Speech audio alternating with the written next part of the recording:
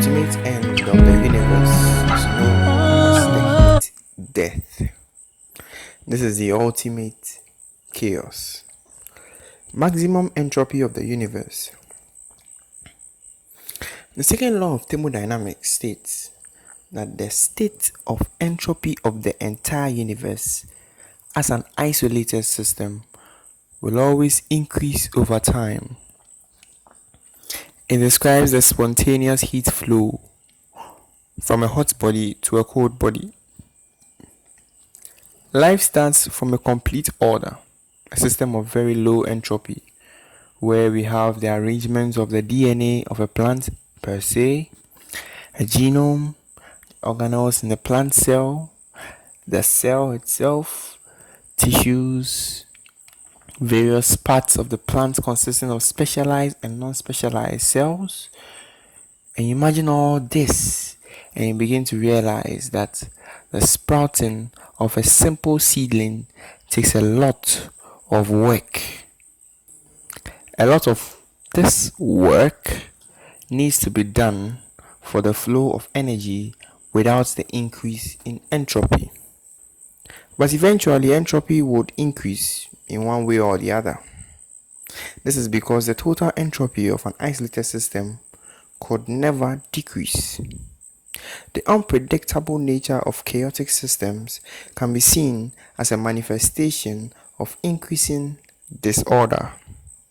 As a system evolves chaotically, it explores every possible state, leading to a greater degree of disorder and thus higher entropy. So let's say you have a solid crystalline, polycrystalline, and then you have just sand. Now, the manner in which you can rearrange this polycrystalline to get back the same size and the same shape of the polycrystalline is less, which means it has low entropy.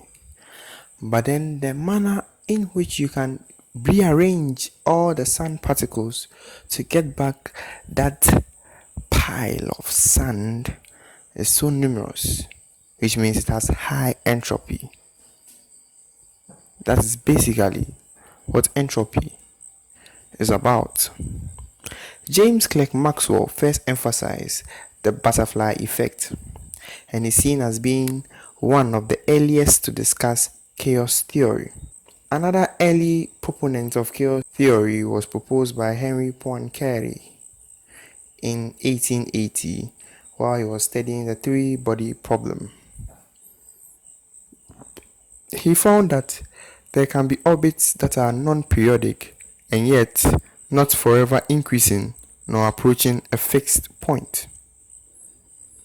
In 1898, Jacques Hadamard published an influential study of the chaotic motion of a free particle gliding frictionlessly on a surface of constant negative curvature called the Hadamard's billiards.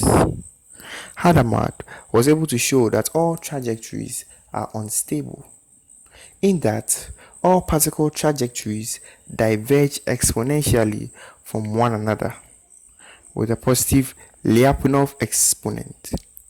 Although chaotic planetary motion had not been observed, experimentalists had encountered turbulence in fluid motion and non-periodic oscillations in radio circuits without the benefit of a theory to explain what they were seeing.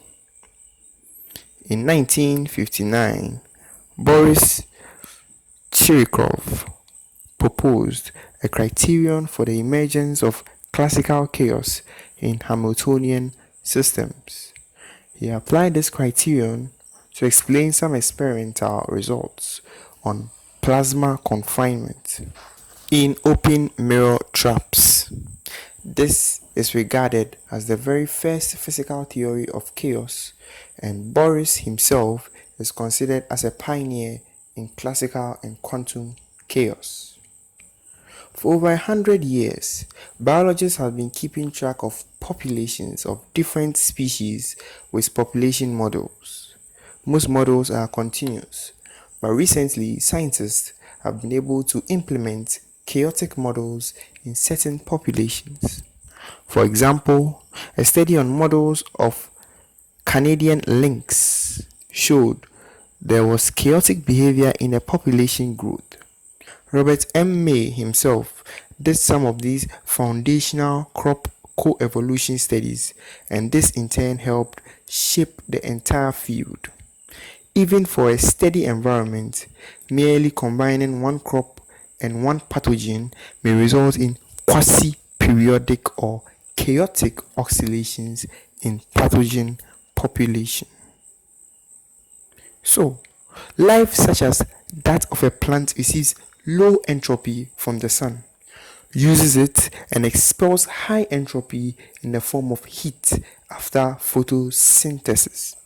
So we could attest the accumulation of work, which is energy that decreases entropy, to be ultimately from the sun, which has more entropic increase as compared to the other living organisms make within themselves.